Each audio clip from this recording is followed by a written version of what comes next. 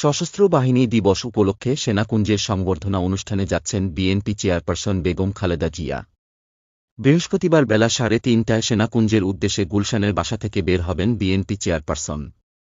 বুধবার গণমাধ্যমকে বিষয়টি নিশ্চিত করেছেন বিএনপি চেয়ারপারসনের একান্ত সচিব এবিএম আব্দুস সাত্তার। 2018 সালের পর খালেদা জিয়া এই প্রথম প্রকাশ্য কোনো কর্মসূচিতে অংশগ্রহণ করছেন।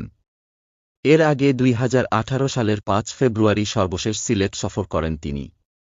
জানা যায়, খালেদা জিয়ার পাশাপাশি 2009 সালের পর এবারই প্রথম বিএনপির ভারপ্রাপ্ত চেয়ারম্যান তারেক রহমানকে এই অনুষ্ঠানে আমন্ত্রণ জানানো হয়েছে। এবছর সশস্ত্র বাহিনী দিবসের অনুষ্ঠানে বিএনপির 26 জন আমন্ত্রণ পেয়েছেন। এর মধ্যে রয়েছেন বিএনপি মহাসচিব মির্জা ফখরুল ইসলাম আলমগীর এবং স্থায়ী কমিটির সদস্য ও ভাইস চেয়ারম্যান পদমর্যাদার নেতা। সেনাকুঞ্জের অনুষ্ঠানে যোগ দেওয়ার জন্য গত মঙ্গলবার রাতে বিএনপি চেয়ারপারসন খালেদা জিয়াকে আমন্ত্রণ জানায় প্রধান উপদেষ্টার কার্যালয়ের সশস্ত্র বাহিনী বিভাগ। সেনাবাহিনীর chief of general staff CGS লে জেনারেল মিজানুর রহমান শামীম এবং সশস্ত্র বাহিনী বিভাগের প্রিন্সিপাল স্টাফ অফিসার পিএসও লে জেনারেল এএসএম কামরুল আহসান আমন্ত্রণপত্র বিএনপি চেয়ারপারসনের কাছে পৌঁছে দেন।